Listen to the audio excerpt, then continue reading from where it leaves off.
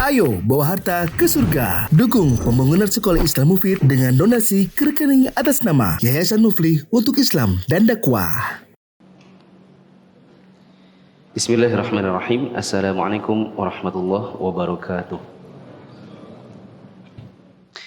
Alhamdulillah wa kafa wa salatu wa salamu ala rasulillahil mustafa wa ala alihi wa ashabihi wa man yaktafa.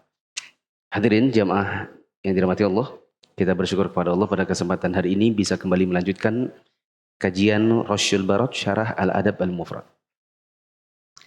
Jamaah yang dirahmati Allah, pada kesempatan hari Ahad yang lalu di BDI kita bahas bab 95, yaitu bahwa seorang majikan, yaitu pemilik budak, dan juga orang yang memiliki pembantu, dianjurkan untuk memberikan pakaian sebagaimana yang dipakai oleh si majikan. Kemarin sudah dibawakan kisah Abu Yasar, yang dia dan budaknya punya pakaian yang mirip, yaitu sama-sama atas bawah yang tak sepasang, satunya burdah, satunya ma'afiri. Nanti ada juga kisah Abu Dzar yang kebalikannya, dia punya budak dan dia dengan budaknya pakaiannya senada, yaitu sama-sama hullah. Kedua-duanya ketika ditanya kenapa demikian, maka jawabannya adalah karena Nabi SAW mengatakan, berikanlah budak itu pakaian yang kalian pakai. Begitu. Kemudian di bab 96 tentang menghina budak, ini tidak diperbolehkan. Ini salah satu dari bentuk menghina ciptaan Allah dan menghinakan kaum muslimin. Kemudian ini kita bisa berlakukan juga kepada pembantu kita. Kita tidak boleh menghina mereka bagaimanapun kondisinya. Nah, adapun di dalam kisah yang dibawakan di riwayat 189, kisahnya adalah tentang seseorang, dalam hal ini justru sahabat Nabi, yaitu Abu Dzar, yang dahulu pernah menghina budak, ya, dengan mengatakan, wahai anaknya perempuan hitam. Ya, jadi dia hina ibunya si budak ini. Lalu Nabi SAW menegurnya, Nabi menasihatinya agar ke depan tidak boleh menghina budak-budak dan hendaknya mereka memberikan pakaian dan makanan sebagaimana yang mereka pakai atau sebagaimana yang mereka makan. Nah, sampai di situ. Kita lanjutkan bab 97. Babun hal yu'inu abdahu. Bab 97, apakah diharuskan membantu budaknya? Nah, riwayat 190 dibaca. Hadis ke-190. Adam mengabarkan pada kami, ia berkata, Syu'bah mengabarkan pada kami, ia berkata, Abu Bishr mengabarkan pada kami, ia berkata, aku mendengar Salam bin Amr menceritakan. An rajulin min ashabin Nabi sallallahu alaihi wasallam qala. Dari salah seorang sahabat Nabi sallallahu alaihi wasallam, ia berkata, Qala Nabi sallallahu alaihi wasallam, Nabi sallallahu alaihi wasallam bersabda, ariqakum ikhwanukum. budak-budak kalian adalah saudara-saudara kalian, Fa ahsinu ilaihim. maka berbuat baiklah kepada mereka. Ista'inuhum ala ma ghalabakum Mintalah bantuan dari mereka apa yang kalian tidak mampu, wa ainuhum ala ma ghulibu. dan bantulah mereka apa yang mereka tidak mampu. Penjelasan kata ala ma ghalabakum, atas pekerjaan yang tidak mungkin kamu lakukan, ala ma ghulibu, pekerjaan yang sulit yang tidak mampu mereka, yaitu budak-budak, lakukan. Nah, di riwayat 190 yang barusan kita baca, ini adalah riwayat yang dhaif. Riwayat yang dhaif, tetapi meskipun dia dhaif, ada riwayat yang lain yang sahih yang bisa menguatkannya, yaitu riwayat 189. Di riwayat yang sebelumnya, coba dibaca. Ya. Aku mendengar Al-Ma'rur bin Suwaid, dia berkata, aku melihat Abu Dzar mengenakan pakaian setelan yang sama dengan pakaian budaknya. Dan seterusnya, sampai kata-kata, hendaklah ia memberikan makan dari apa yang ia makan dan memberinya pakaian dari apa yang ia kenakan, dan jangan membebani budak dengan sesuatu yang memberatkan mereka. Jika kalian membebani mereka dengan sesuatu yang memberatkan mereka, maka bantu. Ini yang sahih. Adapun yang 190 ini yang dhaif. Tetapi meskipun dia dhaif, ada penguatnya di sebelah. Ya, kita tidak usah pakai yang 190, kita cukup pakai kisahnya Abu Dzar yang di 189. Nah, kandungan hadis, lihat penjelasan hadis ini pada hadis nomor 189. Nah, kita lihat kandungan hadis untuk 189. Yang pertama, dalam hadis di atas terdapat larangan mencerca dan menjelek-jelekkan budak. Tapi ini kita skip saja karena babnya sudah lewat di bab 96. Kedua, dalam hadis di atas terdapat larangan menyebut-nyebut kekurangan ayah dan ibu orang lain karena ini termasuk akhlak jahiliyah. Ini juga kita skip saja karena sudah dibahas di hari Ahad kemarin. Ketiga, sabda Nabi SAW, saudara kalian, mengisyaratkan bahwa membantu, menaruh simpati, dan berlemah lembut kepada para budak, serta memperlakukan mereka dengan penuh kasih sayang dan toleran. Ini termasuk di antara tuntunan Islam. Kalau kita perhatikan riwayat 190 tadi, yang dhaif, Nabi mengatakan, budak-budak kalian itu saudara kalian. Karena dia saudara, jadi apa yang harus dia dilakukan? Berbuat baiklah kepada mereka. Silakan kalau kalian ingin minta bantuan kepada budak-budak untuk sesuatu yang kalian tidak mampu. Tapi bantu juga mereka jika mereka melakukan sesuatu yang mereka tidak mampu. Ini di hari Ahad kemarin saya contohkan. Jangan membebani pembantu di rumah dengan pekerjaan yang mungkin mereka tidak sanggup. Atau pekerjaan yang mungkin tidak pas buat mereka. Misalnya di rumah kita, nah ini pas kebetulan juga lampunya tinggi ya. Kayak gini kan nggak bisa diserahkan kepada ART di rumah. Yang seperti ini harus serahkan ke tukang. Harus, apa itu mas, yang kerangka-kerangka itu? Scaffolding dinaikkan dulu mungkin. Yang ganti pun harus laki-laki. Nggak mungkin ART perempuan di rumah suruh manjat. Ya. Sebagaimana saya juga sebutkan di hari Ahad kemarin, cuma saya tidak teringat di negara mana, apakah Indonesia ataukah itu di negara yang lain. Ada ART perempuan bahkan pekerjaannya ngecat pagar. Sementara di negeri kita secara umum perempuan itu kerjaannya dapur. Bersih-bersih. Bukan pekerjaan laki-laki. Kalau jalan lebaran, tidak pas kalau kita suruh pembantu di rumah untuk ngecat pagar. Meskipun kita belikan catnya. Karena perempuan. Ya. Adapun pekerjaan yang mungkin mereka itu bisa, tapi kalau dibantu, maka hendaklah kita bantu. Berulang kali juga saya sampaikan bahwa bab-bab tentang budak di dalam buku ini, kita bisa terapkan kepada orang-orang yang menjadi bawahan kita. Kalau di rumah ada ART, kalau di kantor ada admin, ada karyawan, bila ada pekerjaan-pekerjaan yang mungkin sulit bagi mereka, maka hendaknya dibantu. 191, Yahya bin Sulaiman mengabarkan kepada kami, ia berkata, Ibnu Wahab mengabarkan kepadaku, ia berkata, Amr mengabarkan kepada kami dari Abu Yunus. An Abi Hurairah radhiyallahu anhu annahu qala. Dari Abu Hurairah radhiyallahu anhu, dia berkata, A'inu al-amila min amalihi, bantulah pekerja dari tugas-tugasnya, fa inna amilallahi la yakhibu, yakni al-khadimu. Karena sesungguhnya pekerja Allah itu tidak akan sia-sia. Maksudnya adalah budak. Sanadnya hadis ini sahih. Nah, tapi mauquf pada Abu Hurairah. Penjelasan kata amilullah, seorang yang berusaha menunaikan segala hak yang diwajibkan Allah atasnya.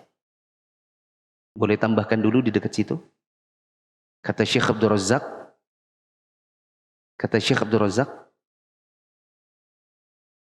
Amilullah itu juga bermakna orang yang pekerjaannya tidak melanggar syariat, yaitu mubah. Orang yang pekerjaannya mubah atau tidak melanggar syariat.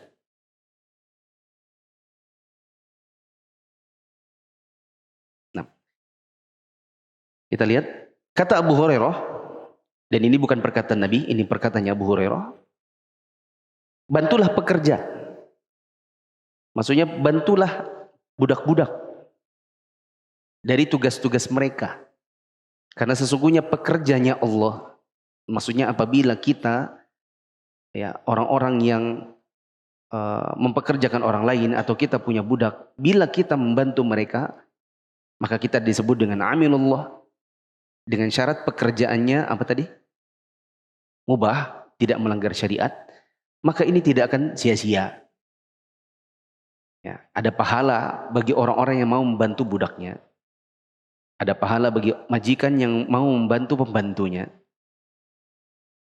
Nah, kandungan hadis, dorongan agar mengelurkan tangan dan membantu orang-orang yang bekerja untuk menunaikan segala hak yang telah diwajibkan Allah atas mereka. Kalau kita punya karyawan, admin, ART di rumah, ya, hendaknya kita juga mau mengambil alih atau mengambil bagian dari pekerjaan-pekerjaan mereka. Istri-istri kita di rumah, kalau mereka punya pembantu, maka jangan juga mereka tak pernah bekerja sama sekali. Ya. Nanti minimal apa? Gembrot nanti. Ya. Sebagaimana banyak majikan-majikan yang mereka punya TKW ya, di Saudi, itu banyak majikan-majikan itu gemuk-gemuk. Kenapa? Makannya lemaknya, minumnya gula. Terus tidak bekerja. Semua yang mengerjakan TKW. Jadi mereka tuh besar-besar badannya, jalannya susah. Sudah usia 40 tengah ke atas, jalannya setengah mati. Ya. Kalau kita kan laki-laki keluar dari rumah, ya, pergi bekerja jalan kaki, di kantor jalan kaki. Kita mudah untuk keluar rumah jalan kaki. Mudah untuk bermain, misalnya main tenis, main badminton. Karena kita mudah, karena laki-laki. Nah sekarang kalau perempuan di rumahnya nggak kerja. Dia juga di rumah aja, nggak cari nafkah. Ya. Terus nggak olahraga, kira-kira setebal apa itu perempuan? Nah, oleh karenanya, ini juga dorongannya dari Nabi SAW untuk majikan membantu ART-nya.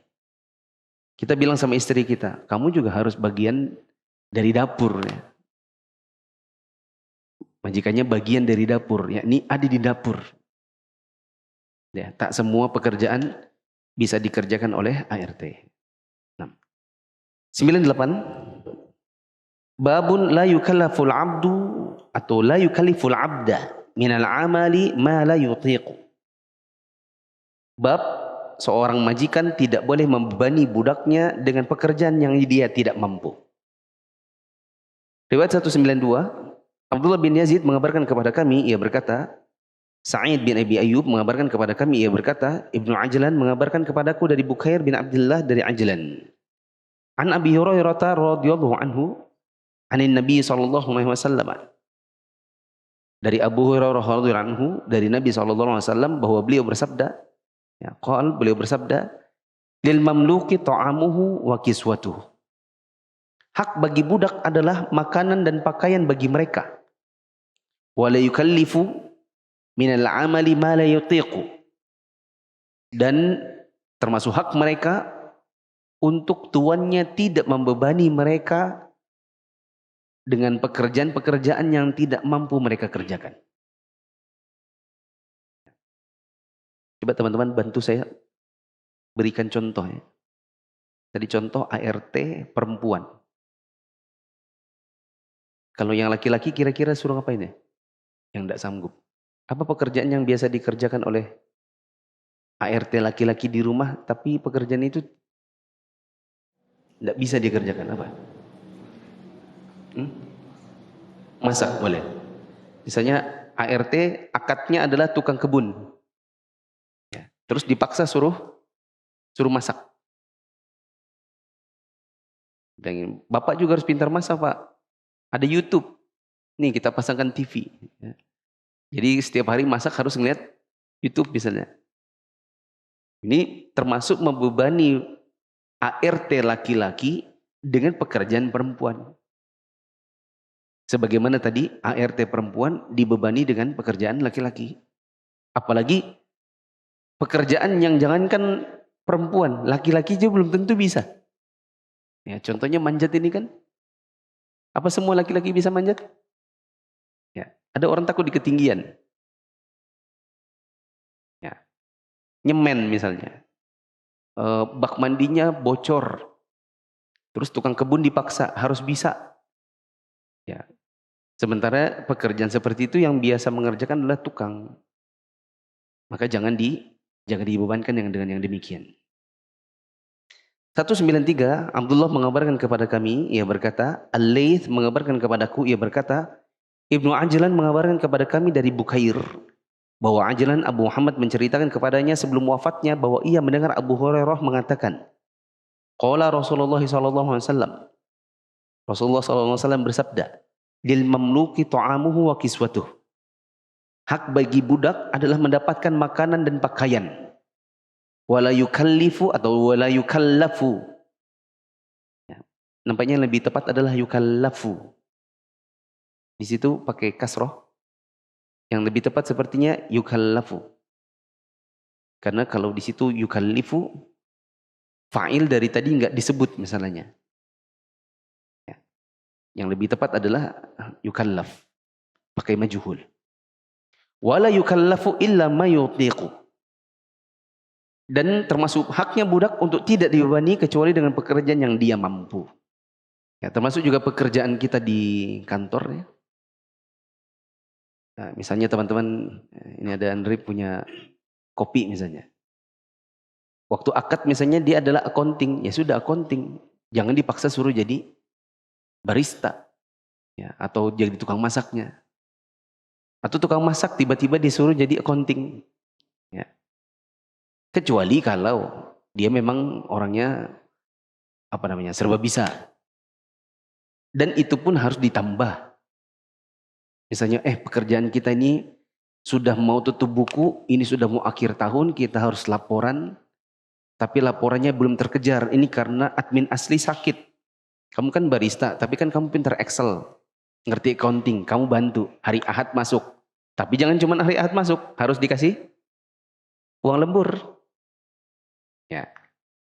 Kalau seandainya disuruh lembur untuk pekerjaan yang betul-betul bukan dari tupoksinya, ini namanya kezaliman. 194, Musaddad mengabarkan kepada kami, ia berkata, Yahya mengabarkan kepada kami dari Al-A'mash. Ia berkata, Qala Ma'rur. Ma'rur, ini riwayatnya sama dengan 189. Boleh dicatat dulu dekat 194. Riwayat sama dengan 189.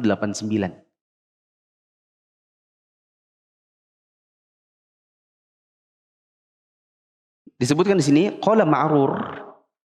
Al-Ma'rur yakni Al-Ma'rur bin Suwaid berkata, mararna bi Abi Dzarrin wa alaihi thawbun wa ala gulamihi hullatun. Aku melihat Abu Dzar mengenakan pakaian ya, dan budaknya menggunakan hullah. Ya. Yang hadir di hari Ahad, ingat nggak hullah itu apa? Hullah apa? Baju yang atas bawah sepasang. Ya. Abu Dzar pakai thawb, budaknya pakai hullah. Hullah ini baju yang atas bawahnya sepasang. Faqulna law akhadta hadha wa a'tayta hadha ghayrahu kanat hullatan. Kata mereka, kami berkata, sekiranya engkau mengambil baju yang itu dan memberikan untuknya yang lain, maka itu akan menjadi satu hullah. Kalau dalam riwayat 189, intinya Abu Hurairah dengan budaknya pakaiannya sama-sama hullah. Satu jenis. Ya. Tapi disebutkan di sini ini agak beda. Tapi kok punyanya budak ya lebih bagus begitu. Maka Abu Dzar kemudian mengatakan, ikhwanukum ja'alahullahu tahta aidikum. Faman kana akhuhu tahta yadihi falyut'imhu mimma ya'kulu wal yulbishu mimma yalbas. wa la yukallifuhu ma yaghlibuhu fa in kallafahu ma yaghlibuhu falyu'inhu alaihi. Abu Dzar menjawab, Nabi SAW dahulu bersabda, sesungguhnya budak-budak kalian adalah saudara-saudara kalian. Allah menjadikan mereka di bawah kekuasaan kalian. Maka barang siapa yang saudaranya berada di bawah kekuasaannya, hendaklah ia memberikan makan dari apa yang dimakannya, dan memberikannya pakaian dari apa yang dipakainya. Dan janganlah membebaninya dengan sesuatu yang memberatkannya. Jika kalian membebaninya dengan sesuatu yang memberatkannya, maka bantuilah ia dalam mengerjakannya. Nah, perhatikan jemaah. Di riwayat 194, begitu juga riwayat 189, ada penampilan yang menurut sebagian orang seperti Al-Ma'rur bin Suwaid, penampilannya Abu Dzar ini mengherankan. Kalau di riwayat 189, Abu Dzar dengan budaknya pakaiannya setelannya sama. Jadi misalnya kalau antum pakai apa ya? Misalnya gamis begini ya. Gamis begini, kemudian songkoknya begini gitu. Budaknya juga sama. Maksudnya Al-Ma'rur, biasanya mah budak itu pakaiannya agak di bawahnya si majikan. Ya mungkin maksudnya kenapa harus gamisnya yang bagus juga? Kenapa nggak pakai misalnya ya sarung biasa aja lah. Ya, sama baju koko yang jadul yang masih model-model apa bordir-bordir itu. Kenapa harus sama? Kenapa kok harus penampilannya bagus juga budaknya? Maka Abu Dzar mengatakan, dahulu saya pernah maki seorang budak. Saya bilang sama orang itu, yang mamanya hitam. Nah, budaknya ini ngelapor kepada Nabi SAW bahwa saya dihina oleh Abu Dzar. Maka saya ditegur Nabi. Nabi bilang, benarkah kamu menghina mamanya? Saya jawab, iya. Maka Nabi SAW kemudian menasihati saya. Kata beliau, sebagaimana yang disebutkan tadi. Budak-budak itu saudara kalian juga. Bedanya adalah Allah menjadikan mereka di bawah kekuasaan kalian. Maka barang siapa yang saudaranya Allah letakkan di bawah kekuasaannya, dijadikan budaknya, maka hendaklah dia berikan makan dari apa yang dimakannya. Berarti makannya jangan dibedakan. Hendaklah ia berikan pakaian seperti yang dipakainya. Makanya baju saya dengan baju budak saya sama. Makanya saya pakai hullah, dia pakai hullah. Ya, tidak saya bedakan. Dan kata Nabi SAW, janganlah ia bebani budaknya dengan sesuatu yang memberatkan. Kalaupun dibebani dengan yang memberatkan, maka hendaklah dibantu. Ini pesan Nabi SAW. Ya. Yang menarik, ya, yang tidak kalah menarik adalah riwayat 187. Riwayat 187, yaitu riwayatnya Abu Yasar. Oh ya, waktu di hari Ahad saya lupa memberitahu nama asli Abu Yasar. Catat saja di dekat halaman 201. Abu Yasar yang ada di terjemah itu, nama aslinya adalah Ka'ab bin Amr As-Sulami. Ini nama aslinya Abu Yasar. Di dalam riwayat ini diceritakan Abu Yasar datang sama budaknya yang pakaiannya itu setengah-setengah.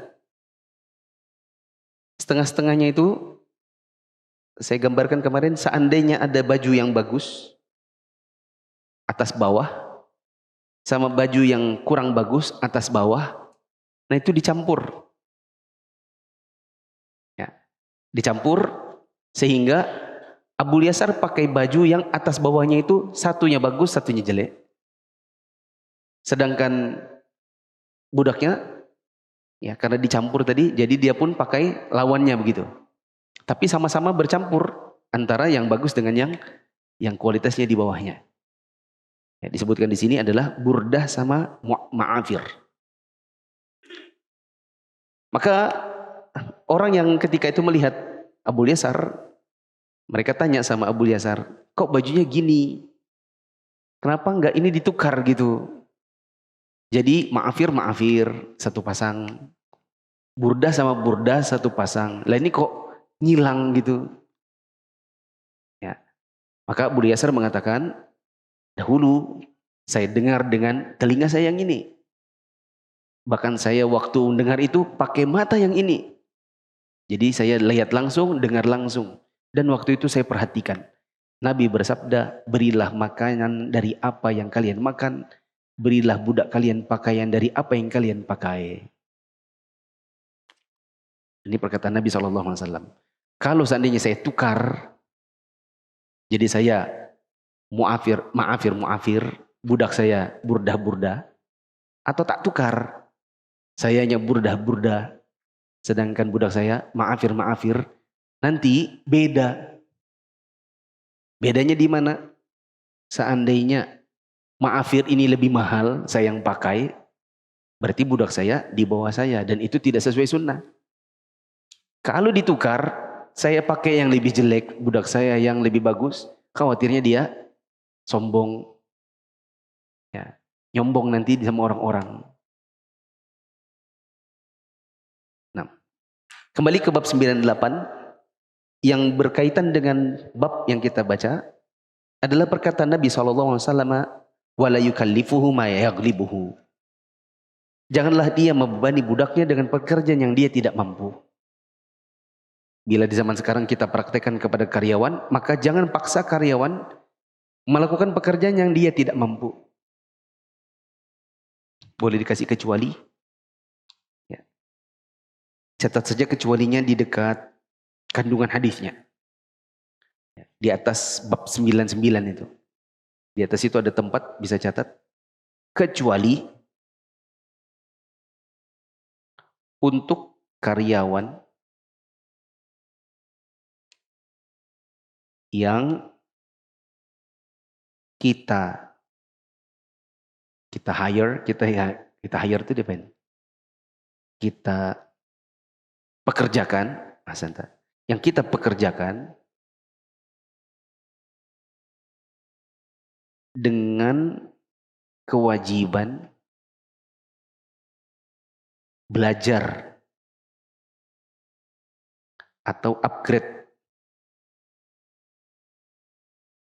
Kecuali untuk karyawan yang kita pekerjakan dengan kewajiban untuk belajar atau upgrade ilmunya.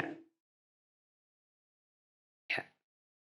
Sehingga hadis ini nanti tidak bisa dipakai oleh karyawan untuk dia bilang, maaf ya Pak, saya tidak bisa mengerjakan pekerjaan ini. Apalagi Nabi SAW bersabda, wala yukallifu ma yaghlibuhu. Padahal ternyata ini pekerjaan gampang kalau mau belajar. Misalnya pekerjaannya dia tadinya adalah admin untuk share medsos. Ya, tadinya cuma buat share-share tok. Mainnya jadi Facebook, Instagram, Twitter, TikTok. Tadinya cuma itu. Lalu kemudian disuruh, kamu harus upgrade. Kamu harus belajar bikin video misalnya. Jadi disuruh belajar CapCut.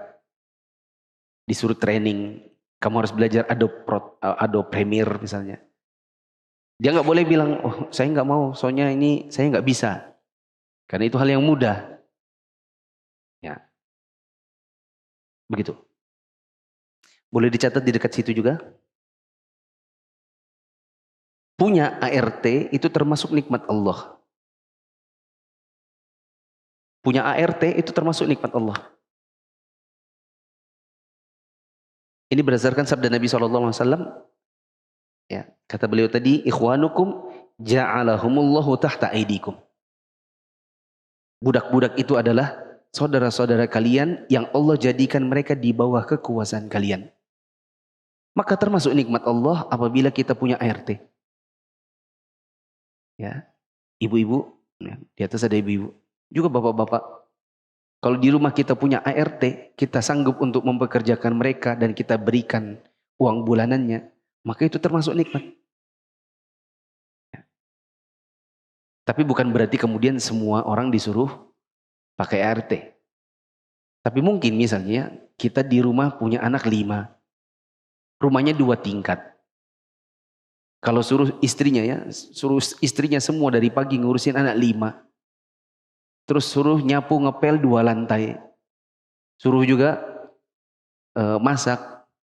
Ya. Terus nanti pulang layani suami. Mungkin istrinya merasa berat.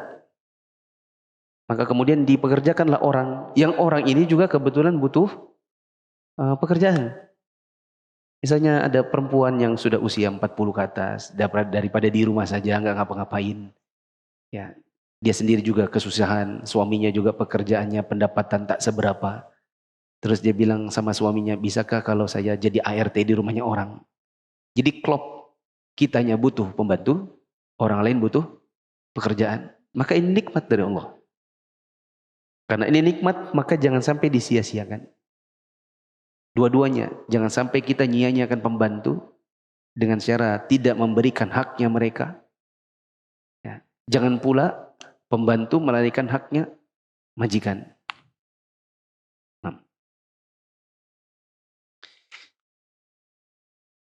99.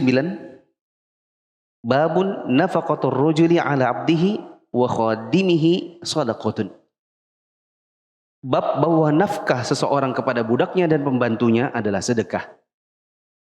Nafkah seseorang kepada budak dan pembantunya itu terhitung sedekah. Jadi sudah kita punya pembantu itu nikmat Allah, kita ngasih duit ke mereka itu bernilai sedekah.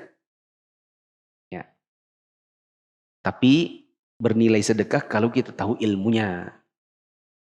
Kalau kita sudah bertahun-tahun ya, punya ART di rumah, ketika kita ngasih uang bulanan kepada mereka niatnya hanya sekedar bayar gaji, maka ya cuman sekedar muamalah mubah, sekedar dapat tenaga lalu bayar sewanya, tidak dapat pahalanya.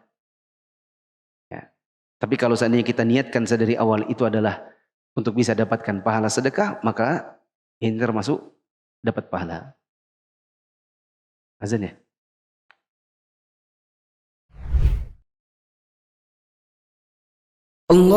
Allahu Akbar, Allahu Akbar, Allahu Akbar, Allahu Akbar. Ashhadu an la ilaha illallah.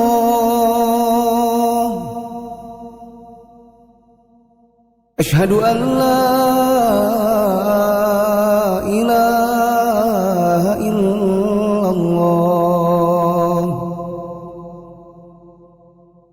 Ashhadu anna Muhammadar Rasulullah.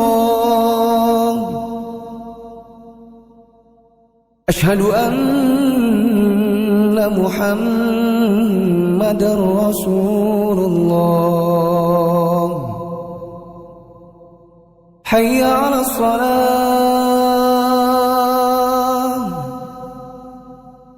hayya 'alas salah, hayya 'alal falah, hayya 'alal falah. Allahu Akbar, Allahu Akbar. La ilaha illallah.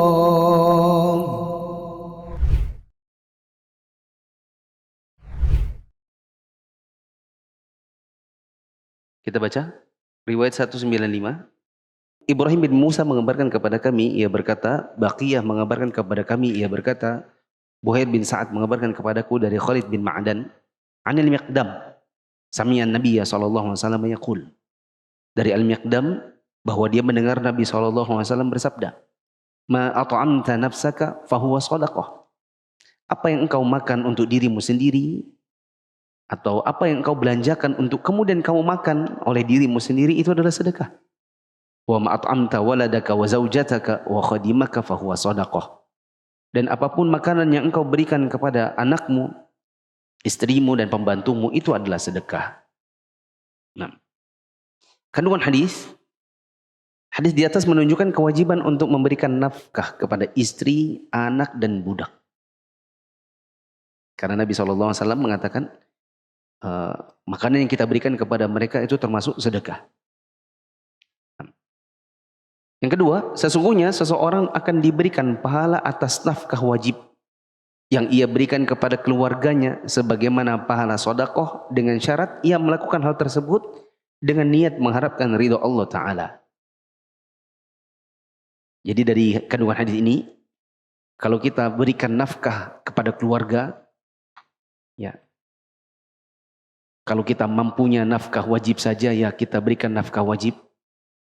Kalau kita mampu untuk lebih dari nafkah wajib, karena kemampuan kita ya lebih dari cukup. Jadi ada yang wajib, nanti ada yang bonus-bonus. Kadang kita ngajak mereka keluar makan di tempat yang enak misalnya.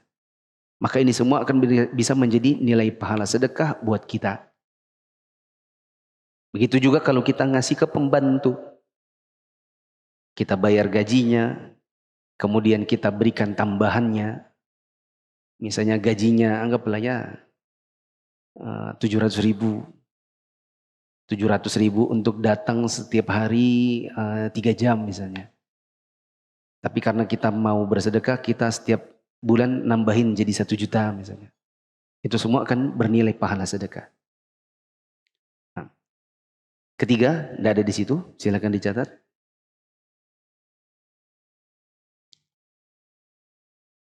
Pentingnya niat ihtisab.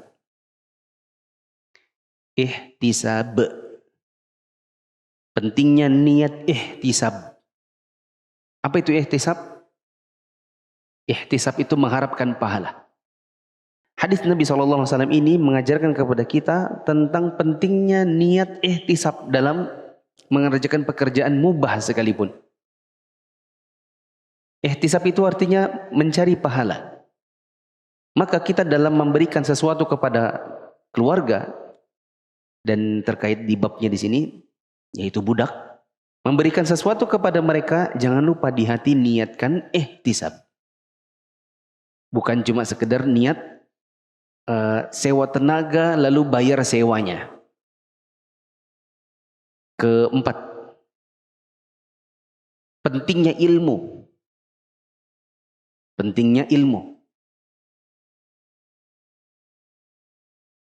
Ada yang bisa jawab, kenapa pentingnya ilmu? Apa hubungannya sama bab ini? Apa? Ya, karena kalau kita tahu ilmunya, kita tahu bahwa oh ternyata ngasih jajan ke anak itu sedekah. Karena kalau nggak tahu ilmunya, maka kita hanya sekedar ngasih anak karena rasa sayang misalnya. Kalau kita tahu bahwa ternyata memberikan nafkah kepada istri itu adalah sedekah, maka saat kita memberikannya, kita bisa menghadirkan di hati, oh ini dapat pahala. Jadi diniatkan dapat pahala, bukan cuma sekedar menunaikan kewajiban. Waktu kita ngasih ke pembantu sesuatu, berupa tambahan-tambahan di luar dari gajinya, kita tahu karena ada ilmunya, oh ada nilai sedekahnya. Maka itu tidak akan cuma sekedar rasa kasihan atau dibuang sayang. Apa maksudnya dibuang sayang? Misalnya, teman-teman kulkasnya itu udah penuh. Di rumah antum itu apa ya? Isinya udah macam-macam gitu. Isi kulkasnya itu kalau dibuka, itu udah sesak. Sebenarnya juga buat kulkasnya sudah nggak sehat. Karena makanan ada yang nggak habis, nasi gorengnya dibekukan, nasi putihnya nggak habis bekukan, ayamnya anak masih 2 potong nggak habis dibekukan. Jadi isinya lemari itu full sama makanan. Antum beli jajan di luar nanti ada itu sambelnya pakai mangkok-mangkok kecilnya itu bertumpuk-tumpuk udah, ya kan? Kalau niat kita nanti cuma khawatir dibuang sayang, nanti kita bilang sama pembantu, "Bo, bawa aja tuh semua yang di dalam situ. Soalnya sayang dibuang." Atau niat kita, ya, misalnya supaya kulkasnya cepat kosong.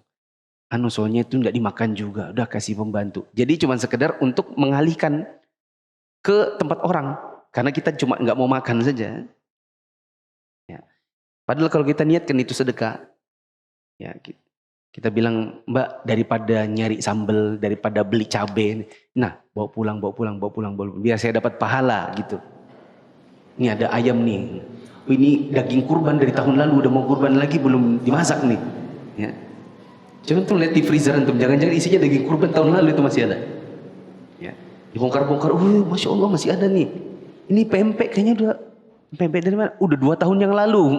Karena sudah tertutup sama bunga-bunga es kan, tidak kelihatan. Daripada kemudian kita cuma sekedar niatnya dibuang sayang. Kalau kita kasih pembantu, kita tahu ilmunya, kita dapat pahala. Kelima, besarnya karunia Allah. Besarnya karunia Allah. Ada apa dengan karunia Allah? Karunia Allah adalah kita diberikan rezeki, ya kan? Itu sudah dapat karunia. Ketika rezeki ini kita bagi ke istri, anak, pembantu, kita dapat pahala. Sebagaimana Allah kasih kita makan, dan kalau kita sudah makan lalu kemudian kita berdoa dengan doa setelah makan, kita dapat pengampunan dosa. Jadi udah kita dikasih lagi tambahan yang lain. Itu menunjukkan besarnya karunia Allah. Ya. Itu kalau ibaratnya ada anak pergi sekolah, sudah sekolahnya dibiayai oleh kepala sekolah, beasiswa, dikasih motor lagi, bukunya dikasih, kalau mau ngeprint disuruh datang ke rumah, ya. Baju, sepatu semua dikasih, ranking 1 lagi.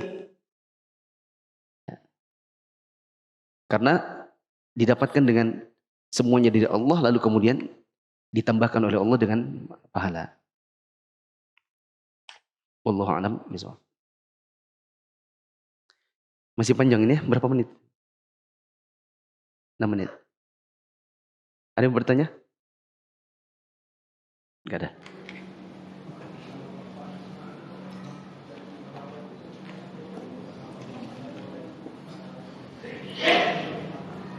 Apa hukumnya motong gaji pegawai? Motong gaji pegawai itu termasuk hukuman. Dan hukuman tidak boleh dibebankan tanpa kesalahan. Yang kedua, kalaupun ada kesalahan, tidak boleh hukumannya lebih besar daripada kesalahan. Masih ada ayatnya. Nah itu masih ada. Apa kata Allah? Balasan untuk sebuah keburukan atau kesalahan adalah yang semisal. Siapa yang memaafkan maka dapat pahala. Terus Allah tidak menyukai orang yang zalim. Sehingga kalau mau memberikan hukuman maksimal impas. Tidak boleh zalim. Dianjurkan untuk memaafkan. Kalau seandainya kita mau potong gajinya pegawai, maka harus ada dasar. Kalau ada dasar, misalnya tata aturan, boleh.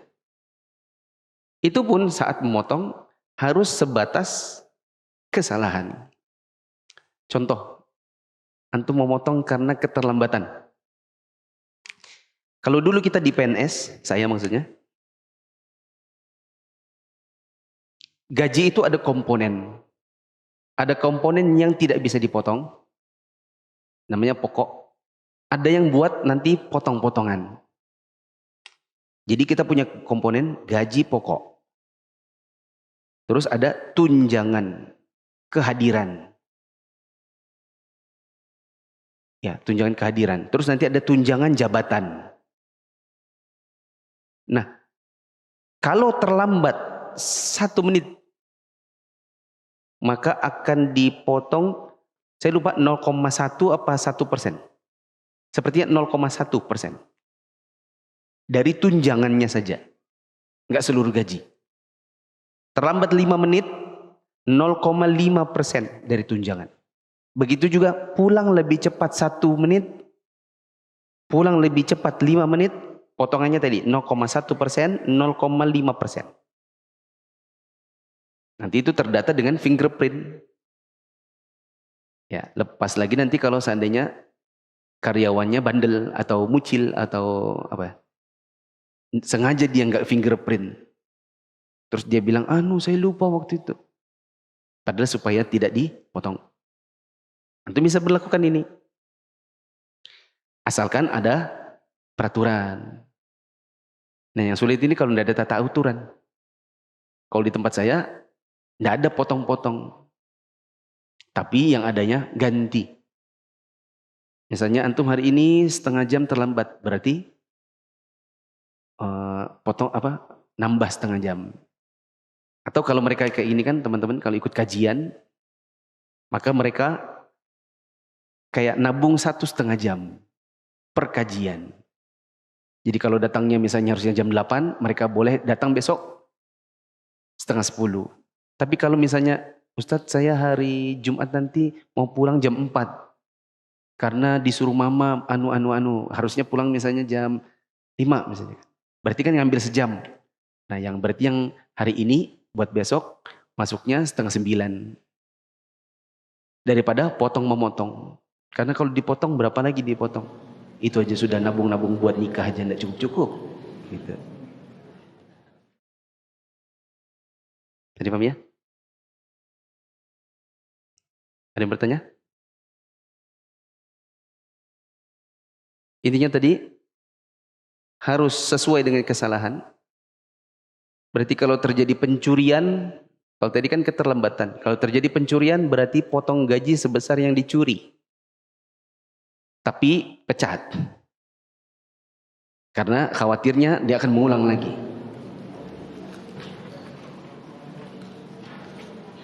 Gimana?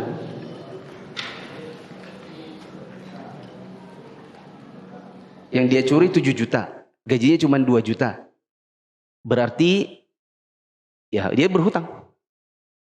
Bikin surat perjanjian, nama fulan mencuri sekian dan dibayarkan misalnya 2 juta dengan gaji bulan ini dan dia masih punya utang. Dikasih paling lambat sekian, tapi maaf, pecat. Karena khawatirnya nanti mengulang. Kalaupun tidak, maka bisa tetap bekerja tapi dipindahkan ke bagian yang di situ tidak mungkin nyolong. Misalnya jadi tukang bersih-bersih aja. Kerjamu di luar dari area kafe. Nanti kalau apalagi lewat mesin kasir, khawatir ada lagi yang hilang. Misalnya di luar. Dikasih gaji, diubah gajinya. Gajinya jadi 1.500.000. Ngasihnya per bulan hanya 1.500.000-nya dipotong buat cicilan pencuriannya. Kayak gitu. Ini saja, kurang lebihnya mohon maaf. Subhanakallahumma wa bihamdika asyhadu an la ilaha illa anta astaghfiruka wa atubu ilaik. Assalamualaikum warahmatullahi wabarakatuh.